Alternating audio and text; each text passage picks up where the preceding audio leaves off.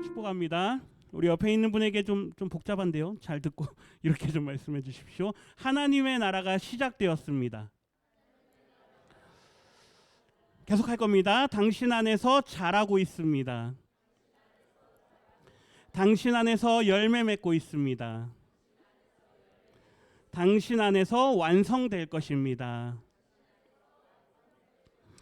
네, 성령이 이끄시는 하나님의 나라, 우리가 지난주까지 해서 이제 첫째 주에는 교회가 어떻게 확장되어졌는가, 복음이 어떻게 확장됐고 그 확장된 복음이 어떻게 우리에게까지 전달되었는가, 성령께서 이끌어 가시는 걸 보았죠. 그리고 이제 지난주에는 그렇게 복음을 받은 우리가 어떻게 하나님 나라가 되어져 가는가. 그래서 하나님의 나라는 엔푸뉴마티라고 해서 성령 안에서 시작되고 성령 안에서 자라나고 성령 안에서 열매 맺고 성령 안에서 완성된다. 그렇게 말씀을 드렸습니다. 그래서 네 가지를 봤는데요. 성령 안에서 우리가 하나님의 나라가 어떻게 시작되느냐? 우리가 거듭난다라는 거죠. 거듭난 하나님 나라의 백성들이 성령 안에서 시작되는 거다. 그리고 두 번째, 성령 안에서 이제 우리가 자라난다란 이야기는 인도함을 받는다란 얘기예요. 넘겨주면 돼요. 인도함을 더 넘겨주세요. 네, 인도함을 받는다라는 건 하나님의 인도하심과 하나님의 보호하심이 있다란 이야기입니다. 좀 제가 중요하게 생각하는 문장을 좀 하나 적어놨었습니다. 요거 같이 한 번 더 읽어볼까요? 시작. 성령의 인도하심을 따라 살아가는 삶은 새로운 기준과 방향, 하나님의 뜻에 따른 삶으로 변화하게 됩니다. 성령의 인도함을 받는다라는 거의 반대말은 뭘까요? 누구의 인도를 받는 걸까요? 뭐 각자 생각하시기 나름이겠지만 어떤 사람은 사탄의 인도를 받는다. 어떤 사람은 세상의 인도를 받는다. 어떤 사람은 자기의 인도를 받는다. 이 같은 말입니다. 하나님 중심이 아닌 세상을 중심으로, 그게 결국 나 중심의 삶을 살아가는 사람은 내가 세운 기준과 혹은 세상이 나에게 제시하는 기준과 방향으로 나아갑니다. 그 뜻에 따라 살아가는 거죠. 자기를 거기에다가 맞추느라고 얼마나 힘들게 사는 줄 모릅니다. 그런데 하나님의 그 새로운 성령의 인도를 받는 사람은 우리의 모든 삶의 방향과 기준이 변화되는 줄 믿습니다. 하나님의 말씀이 우리의 삶의 기준이 되고 하나님의 말씀이 우리를 이끄시는 곳이 우리가 나아가는 방향이 됩니다. 그래서 하나님의 뜻에 맞추며 살아가는 거죠. 하나님의 인도함을 받는 겁니다. 그리고 세 번째로 성령 안에서 우리는 예배하고 기도하게 된다라 그랬습니다. 그게 하나님 나라의 백성들이 살아가는 삶의 중심이 되고, 그러할 때 우리 안에 열매가 맺혀지게 된다는 이야기하죠. 예수님께서도 너희가 내 안에 있을 때 열매를 많이 맺는다 그랬습니다. 나를 떠나서는 너희가 열매를 맺을 수 없다 그랬죠. 우리가 열매 맺는 거, 결국 하나님 안에 거하는 것이고, 하나님 안에 거한다라는 것은 날마다 하나님과 교제하고 하나님을 영화롭게 하는 우리의 삶인 줄 믿습니다. 마지막으로 네 번째로, 성령 안에서 우리가 의와 평강과 희락을 누린다. 그게 이제 공동체의 삶이죠. 그래서 이렇게 예배 자리로 오신 것, 우리가 고산제일교회라는 이름으로 모였지만 어떠한 곳이든 예수 그리스도를 머리로 하고 그 몸에 붙은 지체로 모인 우리는 하나의 공동체가 되어서 이 안에서 하나님의 나라를 누리며 살아간다라고 했습니다. 그래서 로마서 14장의 말씀들을 쭉 읽었는데요. 다 읽지는 않고요. 우리 17절과 18절만 읽어볼까요? 같이 읽겠습니다.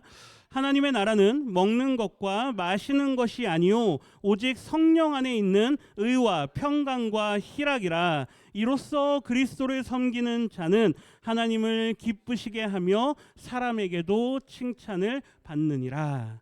그래서 우리가 교회 다니는 게 다가 아니고요. 예수 믿는다가 우리의 자랑이 아니고요. 물론 자랑입니다. 근데 그게 다가 아니라 그 예수의 믿음이 우리의 삶에서 어떻게 나타나느냐. 먼저는 우리의 가족에게, 이웃들에게 칭찬받는 저와 우리 성도님들이 되시기를 주님의 이름으로 부탁드립니다. 그래서 성령이 하나 되게 하신 것, 성령이 우리를 공동체로 모으셨고 이렇게 하나님의 나라로 우리를 부르셨다라는 게 지난주까지 말씀이었습니다. 이제 오늘은 좀 넘어가서 이제 마지막 세 번째 시간인데요.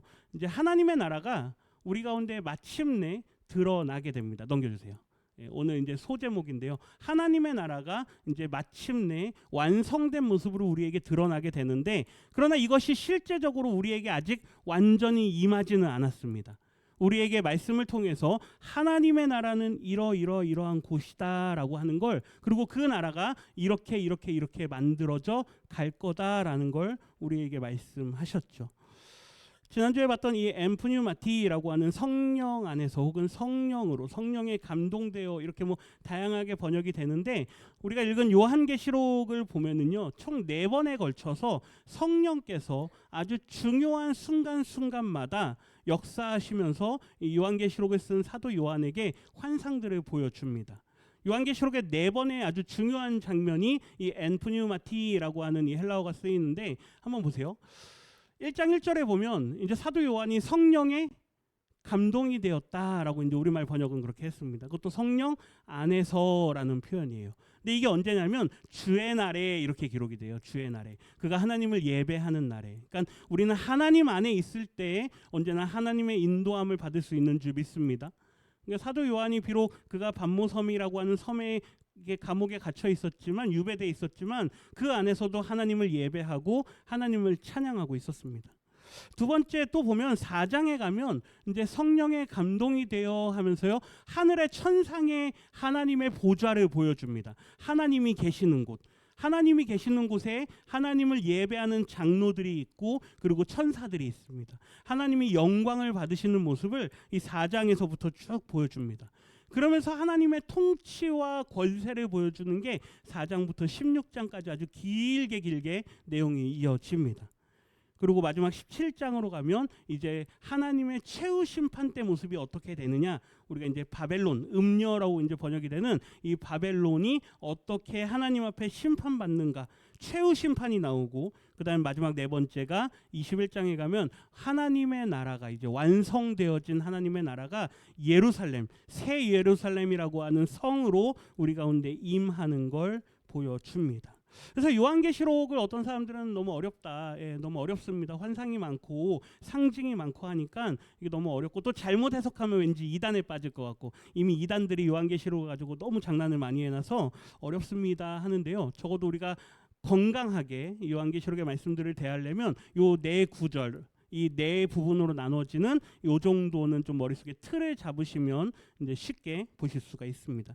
오늘은 요 4가지를 기준으로 해서 좀 볼 텐데요, 하나님의 나라가 우리 가운데 어떻게 드러났고 어떻게 완성되어졌는가를 계시록에서 아주 선명하게 우리에게 보여줍니다. 첫 번째는 계시의 시작이에요. 요한계시록 1장에 보면 이제 이 요한이 하나님 앞에 부름을 받으면서 이제 어떤 분을 만나게 됩니다. 근데 가만 보니까 그분의 모습이 아주 다양하게 모습이 돼요.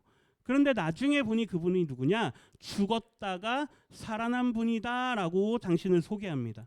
누구십니까? 예수 그리스도. 그렇죠? 우리는 예수님이 죽으셨다 살아났다라고 하는 이 말씀 안에서 아, 이분이 예수님이구나라는 걸 발견하게 되죠. 그래서 가장 먼저 우리에게 계시, 보인다란 이야기거든요. 보이시는 건 누구냐? 우리의 구주 되시는 예수 그리스도인 줄 믿습니다.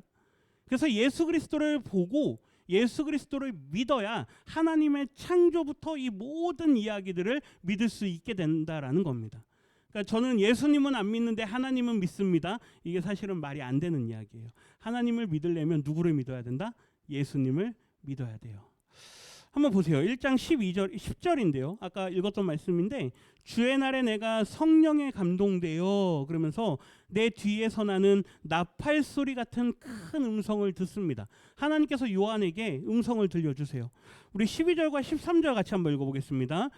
몸을 돌이켜 나에게 말한 음성을 알아보려고 돌이킬 때에 7 금 촛대를 보았는데, 촛대 사이에 인자 같은 이가 발에 끌리는 옷을 입고 가슴에 금띠를 띠고, 몸을 이렇게 어디서 음성이 들리나 하고 돌아봤는데 거기에 7 촛대가 있습니다. 7 촛대는 교회들을 상징합니다.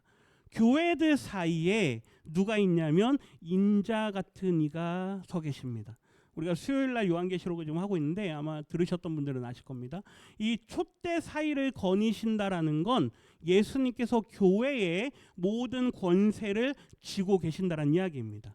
인자 같은 이는 예수님께서 당신을 인자는 이미 복음서에서 여러 번 말씀하셨잖아요. 교회의 권세를 가지신 그 예수께서 이제 교회 사이들을 다니면서 이제 그의 권세를 드러내시죠. 17절 한번 보세요. 오른손을 내게 얹고 이르시되 두려워하지 말라. 요한이 막 두려워하고 있었던 것 같아요. 그러니까 두려워하지 말라 그러면서 나는 처음이요 마지막이다. 처음은 창조 이전을 이야기하고요. 마지막은 하나님의 최후 심판 이후를 말합니다. 그러니까 이미 하나님은 창조 이전부터 계셨고 심판 이후에도 계시는 우리 하나님은 영원 전부터 영원토록 계시는 하나님이시다라는 걸 말씀하는 거죠. 18절 보세요. 곧 살아있는 자라. 내가 전에 뭐 했었다? 죽었었다. 죽었다 살아나신 예수님께서 이제 사도 요한에게 그에게 말씀을 주시고 그를 격려하시면서 이제 내가 너에게 하는 이 모든 말들을, 그리고 내가 너에게 보이는 모든 환상들을 너는 다 적으라. 그리고 그걸 적어서 교회들에게 다 전파하라라고 말씀합니다. 우리 2장 7절을 한번 볼까요? 2장 7절 같이 읽겠습니다. 귀 있는 자는 성령이 교회들에게 하시는 말씀을 들을지어다. 여기까지 봅니다. 이제 2장으로 가면 하나님께서 사도 요한에게 7 교회에게 편지를 써서 보내라 그래요. 그 내용들을 쭉 보면 각 지역마다 당하고 있는 어려움과 환난들이 아주 다양하게 기록이 됩니다. 그런데 그들에게 하나님께서 요구하시는 게 있는데 그게 뭐냐면 그 모든 환난과 어려움, 믿음을 지키느라고 겪는 그 모든 어려움 가운데에서 너희들이 반드시 이 믿음을 끝까지 지키는 자가 되라라고 말씀합니다. 그래서 그거를 이기는 자라고 이제 표현을 하시죠. 그러면서 그 믿음을 지켜서 끝까지 이기는 자들에게는 하면서 이제 약속의 말씀들을 7 교회들을 향해서 주십니다. 근데 그 앞에 노란색 글씨 보세요. 귀 있는 자는 누가 말씀하는 겁니까? 이제 성령이 교회들에게 하시는 말씀을 들을지어다. 그러니까 우리가 성령께서 이 하나님의 나라를 쭉 이끌어 가신다 그랬습니다. 교회들에게도 마찬가지로 성령께서 말씀들을 주십니다. 그런데 중요한 건 하나님의 말씀이 선포될 때 말씀을 듣는 사람이 있는가 하면 어떤 사람들은 말씀을 듣고도 그 말씀은 나에게 주시는 말씀이 아니다라고 거절하는 사람들도 있다라는 겁니다. 마지막 때가 되면은요, 사람들은 눈에 보이는 것들에 다 끌려다니게 됩니다. 그런데 그러할 때 우리에게 음성으로 들려주시는 주님의 말씀에 귀를 기울이시기를 주님의 이름으로 부탁드립니다. 하나님의 말씀이 나에게 들려올 때 이게 나에게 주시는 하나님의 말씀이구나 라고 받아야 그 계시가 내 안에서 시작된다는 이야기죠. 이미 이 계시의 말씀들은요 다 드러났습니다. 이미 다 몇천 년, 2000년 전에 이미 다 우리에게 다 드러난 말씀들입니다. 여기서 나뉘어지는 건 듣는 자와 듣지 않는 자로 나뉘어지는 줄 믿습니다. 바라기는 이 자리에 계신 우리 모든 성도님들께서는 끝까지 주님의 말씀에 귀를 기울이시기를 주님의 이름으로 다시 한번 부탁드립니다. 그래서 영광의 예수님께서 예수님의 모습을 막 영광스럽게 막 묘사를 해요. 그 영광의 예수님께서 7 교회들에게 1장부터 3장까지 해가지고요 편지들을 계속 써서 보냅니다. 말씀드린 것처럼 그 내용이 보다 힘들고 어려운 믿음을 지키느라고, 어떤 사람들은 생존의 문제가 걸릴 정도로 믿음을 지키느라고 굶어 죽기까지 하는 그러한 사람들도 있습니다. 경제활동을 아예 할 수가 없는 현실이죠. 그러한 현실에서도 믿음을 잃지 마라 라고 말씀합니다. 우리 옆에 있는 분에게요 이렇게 말씀해 주세요. 아무리 어려워도 포기하지 마십시오. 우리 여기 계신 성도님들 한평생 그 힘들어도 포기하지 않고 여기까지 오신 분들이 여기 많이 계실 겁니다. 그런데요 앞으로도 끝까지 주님께서 우리를 부르시는 그날까지 아무리 힘들어도 내가 믿음을 잃지 않겠다. 두 번째 4장부터 가면은요 이제 그 7 교회에게 편지를 보냈잖아요. 이제 하나님께서요 사도 요한에게 환상을 보여주시면서 땅에 있는 고통들이 아니라 이제 그를 쭉 끌어올립니다. 하늘로 끌어올리면서 하늘의 천상의 영광스러운 모습을 그에게 보여주십니다. 왜 하늘의 모습을 보여주냐면요 7 교회의 이야기들을 읽다 보니 맨날 힘들고 다 죽어가는, 어떤 사람들은 막 죽음의 지점에 이를 때까지 막 순교를 당하고 피 흘림이 있고 막 너무 괴로운 힘든 그러한 모습들을 계속 보다 보니 사도 요한이 얼마나 지치겠습니까? 제가 만약에 우리 성도님들에게요, 맨날 힘든 얘기만 하면 어떠시겠습니까? 듣고 싶겠습니까? 아유, 오늘도 힘든 얘기야, 오늘도 십자가 지고 죽으라고 해, 맨날 그런 얘기만 하면 뭐 이번 주는 좀 안 죽고 싶다 뭐 그러지 않으시겠습니까? 하나님께서요, 그런 요한을 위로하시는데요, 그를 쫙 끌어올리십니다. 올리면서요, 하늘의 천상의 모습을 보여줍니다. 우리 4장 2절을 한번 볼까요? 4장 2절과 3절을 우리 같이 읽습니다. 내가 곧 성령에 감동되었더니 보라, 하늘의 보좌를 베풀었고 그 보좌 위에 앉으신 이가 있는데 앉으신 이의 모양이 벽옥과 홍보석 같고 또 무지개가 있어 보좌에 둘렀는데 그 모양이 녹보석 같더라. 아멘. 지금 땅에서는요, 이 7교회 편지를 받는 성도들은 지금 아주 극심한 어려움에 고생하고 있습니다. 그들을 향해서 괜찮다, 아무리 힘들어도 믿음을 지켜라 라고 말씀하시면서 왜 그 믿음을 지켜야 되는가? 저 하늘로 올라가게 됐을 때 그곳에 있는 하나님의 모습은 너무나도 영광스러운 모습인데 결국 우리가 이곳에서 믿음을 지키다가 어디로 간다고요? 그곳으로 간다고요. 그 모습을 요한에게 보여주면서 보좌에 앉으시니 그 하나님의 모습을 여러 보석으로 표현을 합니다. 이 보석이 정말로 이 보석이 있다는 게 아닙니다. 어떤 분들 옛날에 천국에 가면 길이 뭐다? 황금길이다, 그렇죠? 그리고 온갖 수정과 뭐 보석들이 막 잔뜩 있다라고 이제 생각을 하는데, 우리가 이해할 수 있는 최고의 값진 게 뭐냐라고 했을 때 그런 보석들로 표현을 한 겁니다. 나중에 천국 가서 목사님이 거짓말 안 하면 보세요. 거기 금이 아니라 그랬는데, 뭐 금이면 감사하고요, 아니어도 감사할 줄 믿습니다. 더 좋은 게 있을 거예요. 근데 우리가 당시 1세기 사람들이 이해할 만한 언어로 말을 하다 보니 홍보석, 녹보석, 그 당시에 귀했던 거죠. 하나님의 모양을요, 아주 귀한, 그 당시의 기준으로 아주 귀한 그런 모양으로 설명을 합니다. 그런데 또 반대로 보세요. 5절에 가면 하나님의 그 아름답고 찬란한 모습만 있는 게 아니라 하나님의 위엄도 함께 보여줍니다. 5절에 읽겠습니다. 보좌로부터 번개와 음성과 우레소리가 나고 보좌 앞에 켠 등불 7이 있으니 이는 하나님의 7 영이라. 보좌로부터 번개와 음성과 우레소리가 나고, 요즘에도 이게 제일 두려운 겁니까? 요즘에 이거 두려운 거 아니잖아요. 요즘 아이들한테 번개가 두렵니? 그러면 그게 왜 두려워요? 그럴 겁니다. 우레소리, 천둥소리가 두렵니? 그러면 일정 나이 이상 지나면 아마 하나도 안 두려워할 겁니다. 깜짝 놀라긴 하겠죠. 그런데 당시에는 이 천둥과 번개와 우레소리는 누군가로부터 내려오는 진노와 심판으로 여겨졌습니다. 그러니까 하나님의 권위와 하나님의 위대하심을 이런 언어로 표현을 하는 겁니다. 두 가지를 기억하십시오. 하나님의 나라에는 우리가 생각하는 가장 아름답고 가장 귀한 모습으로 하나님의 보좌가 펼쳐져 있다. 근데 그것만이 아니라 하나님의 또 다른 면으로는 아주 두렵고 권위가 있는, 우리가 이제 가정의 아버지의 역할 같은 게 되겠죠. 그러니까 가부장적인 가정에서의 아버지의 두려운 모습, 경외하는 하나님에 대한 이미지를 우리에게 보여줍니다. 그 하나님을 향해서 10절에 보면 24장로들이, 교회를 대표하는 성도들의 대표입니다. 그들이 보좌에 앉으신 하나님 앞에 엎드려서 예배하며 경배합니다. 우리 11절 같이 읽겠습니다. 11절입니다. 우리 주 하나님이여, 영광과 존귀와 권능을 받으시는 것이 합당하오니. 그 천상에 하나님이 계신 그곳에서 하나님이 영광 받으시고 높임 받으신다. 이 모습을 보면서 사도 요한이 아마 마음에 위안이 됐을 겁니다. 비록 이 땅에서 우리가 좀 힘들고 어렵게, 어떤 사람들은 억울하게 죽임을 당하기까지 하겠지만, 그러나 그들의 믿음을 끝까지 지켰을 때 하나님께서 우리를 그곳으로 올린다. 아까 우리 집사님 기도할 때 우리 이창석 집사님이 지금 하나님의 품 안에서 안식한다 그렇게 기도했어요. 그게 우리의 믿음의 고백인 줄 믿습니다.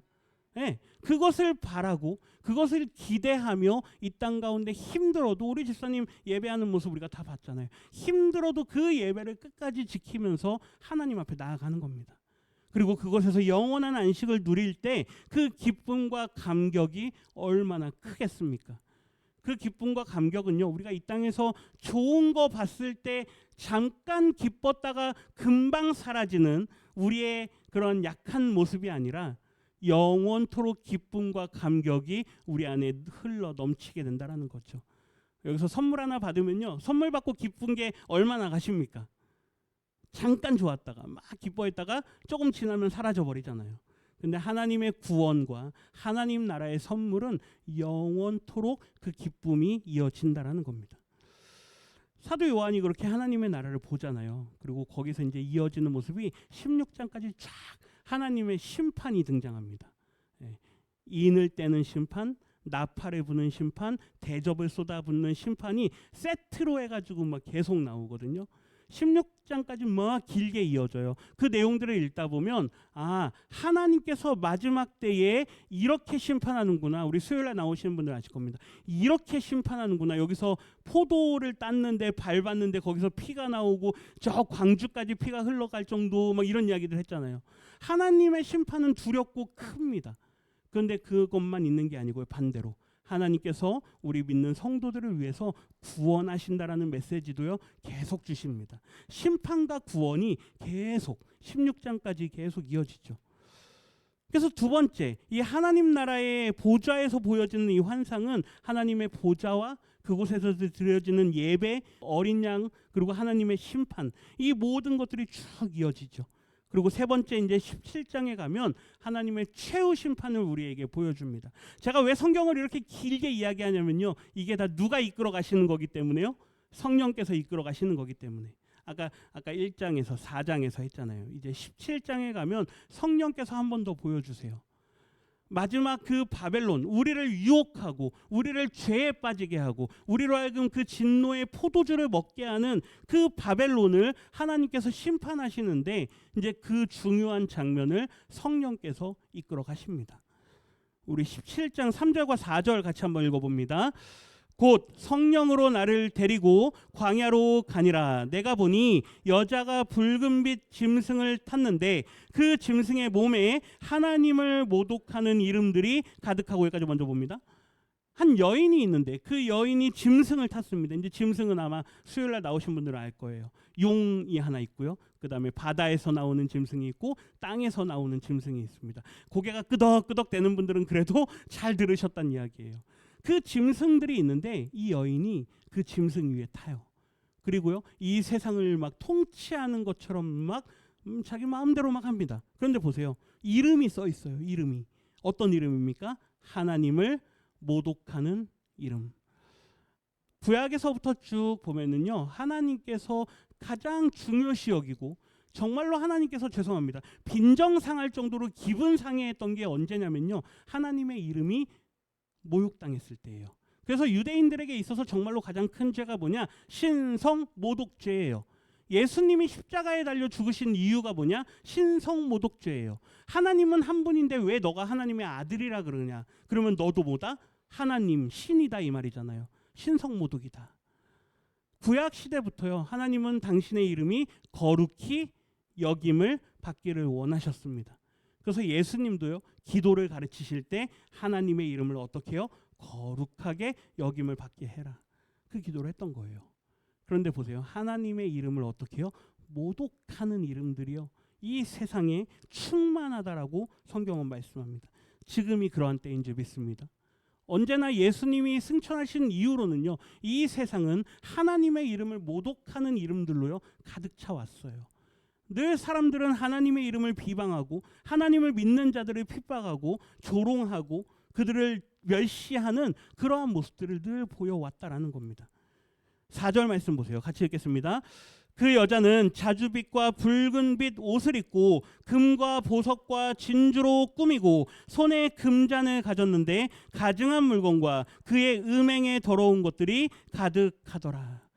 이 음료로 번역된, 바벨론으로 번역된 이 여인의 모습을 보세요. 자주빛과 붉은빛 옷은 권력입니다. 권력자들이 입었던 옷이 자주색, 붉은색이에요. 왜냐하면 염료가 비싸기 때문에 돈 있는 사람들만 그걸 했습니다. 요즘으로 치면 뭐 명품 아시잖아요. 뭐 그런 것들 막 있는 사람들만 할 수 있는. 그 다음에 뒤에 보세요. 금과 보석과 진주로 자기를 꾸밉니다. 그 다음에 손에 금잔을 가지고 있습니다. 가증한 물건을 입고 음행의 더러운 것들을 가지고 있는 이 모습. 이 말씀을 읽으실 때 그러면 저희는 명품 사면 안 됩니까? 그 말이 아닙니다. 이거 오해하시면 안 돼요. 명품을 사지 말란 이야기가 아니고요. 그런 것만 추구하는 인생들이 있다는 이야기입니다. 하나님께서 우리에게 여건을 허락하시고 환경을 허락하시면 뭐든지 누리실 수 있는 줄 믿습니다. 단 내 마음이요 그것에 노예가 되지만 않으면 돼요. 이거 없으면 나는 못 살 것 같아. 남들 다 가진 거 나도 어떻게 해서든 가져야 될 것 같아.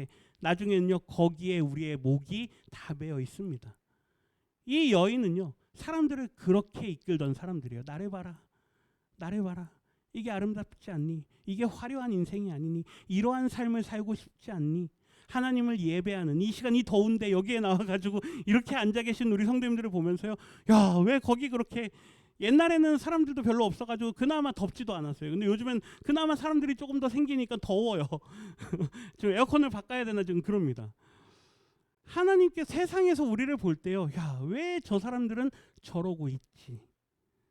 이 좋고 이 시원한 곳에 이 누릴 수 있는 풍요로운 곳이 있는데 하면서 우리를 계속 끌어당깁니다. 그곳에 넘어가지 않는 믿음의 성도들을 하나님께서 귀하게 여기시고 이제 그들을 심판하겠다 말씀하는 거죠. 5절 보세요. 그들을 부르면서요, 큰 뭐다? 바벨론이다. 바벨론은요 옛적부터 늘 하나님의 심판의 대상이었습니다. 땅의 음녀들과 가증한 것들의 어미다. 사람들을요 계속 유혹하는 것뿐만 아니라 계속해서 죄인들을 잉태해내는, 양산해내는 그러한 일들을 하기 때문에 그들은 어미다라고 이야기를 합니다. 언제는 분명히 예수 믿는 사람 같았어요. 언제는 교회 와서 예배 드리는 것 같았어요. 근데 어느 날 보니까 다시 싹 바뀌어가지고 세상에서 그 모든 것들을 즐기고 있는 인생들.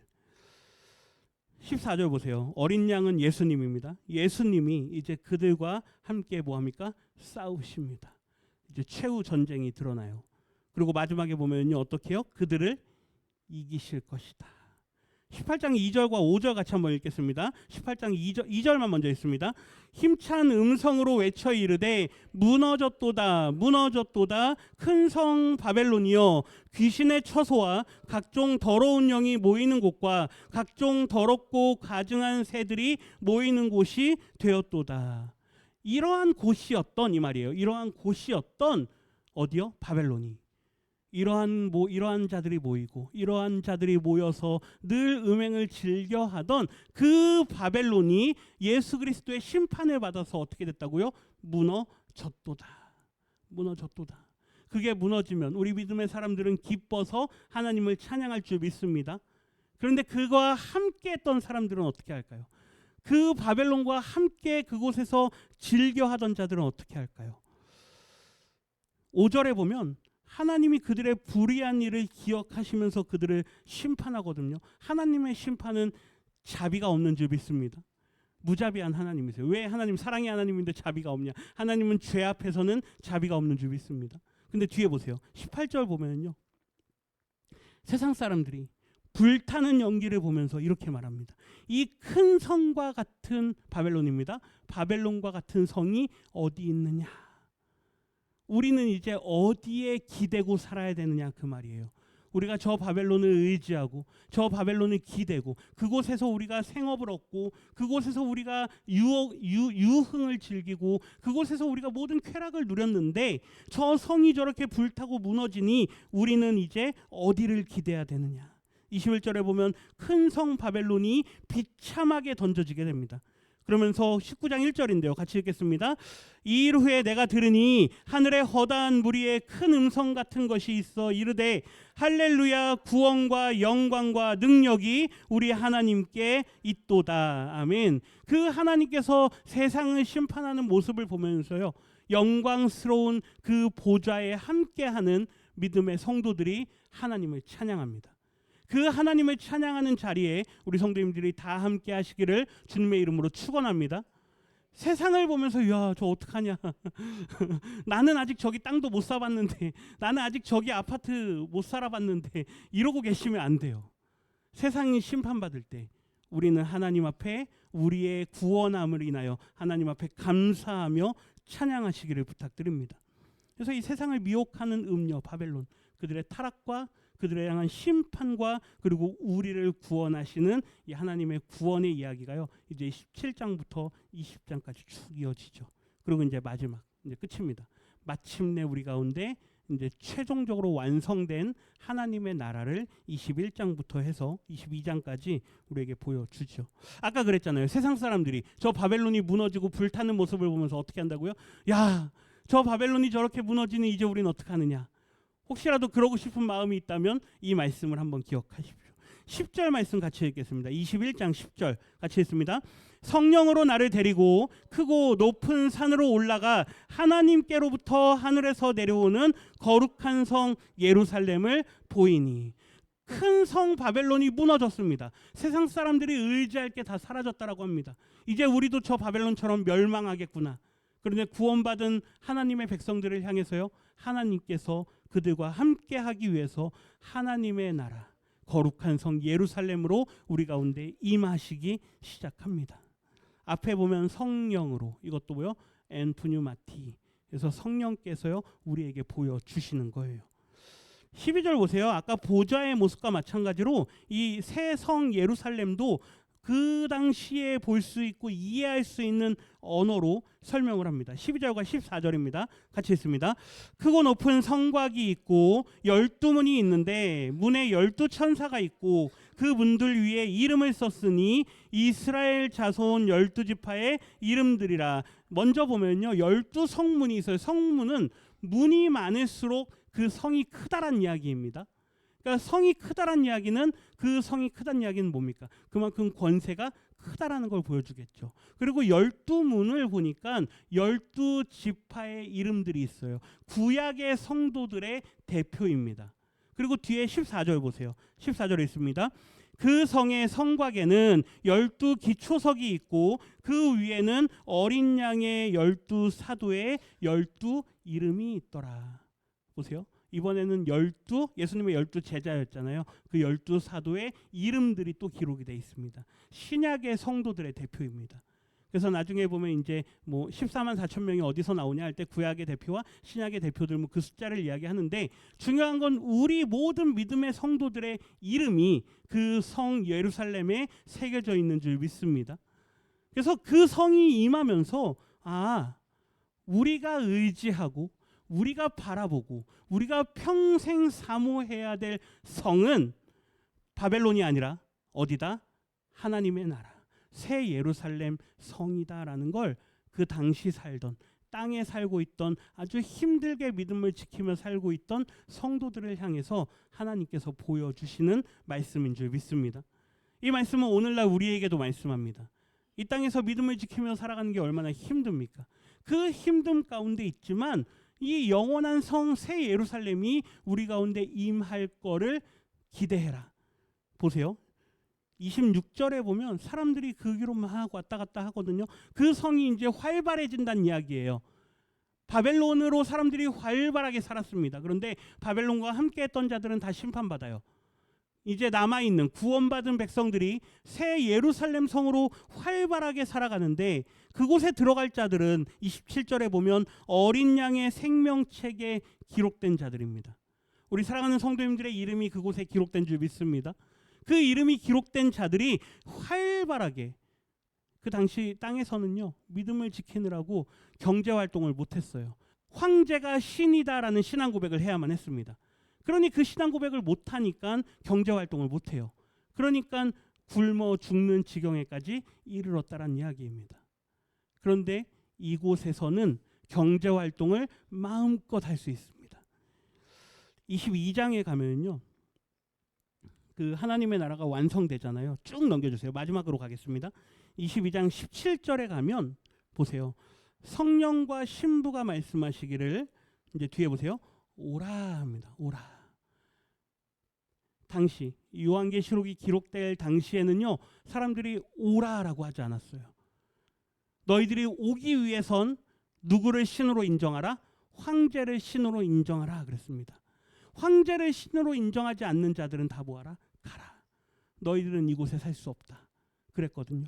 근데 우리를 다 불러 들이십니다. 그리고 뒤에 보세요. 듣는 자도 오고 목마른 자도 오고 원하는 자는 값없이 생명수를 받으라. 이게 뭘 말하냐면요. 당시 성도들은 세상에서 물질을 제대로 사용하고 살아갈 수가 없었습니다. 경제 활동을 할 수가 없었어요. 그런데 하나님의 나라에서는 누구나가 다 와서 마음껏 뭐하라? 경제 활동을 하라는 이야기입니다.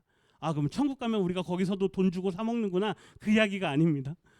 그 개념 자체가 사라지는 거예요. 누구나가 다 그곳을 풍요롭게 누릴 수가 있는 겁니다. 당시에는 팍스 로마나 로마가 평화를 준다 그랬지만 그 평화를 누리는 사람들은 제한적이었습니다. 그런데 하나님의 나라에서는 믿음이 있는 모든 사람들은 누구나가 다가 평화를 누릴 수 있다는 게 하나님께서 우리에게 하시는 약속의 말씀인 줄 믿습니다. 이 하나님의 나라로 우리를 누가 이끌어 가신다고요? 성령께서 이끌어 가신다고요.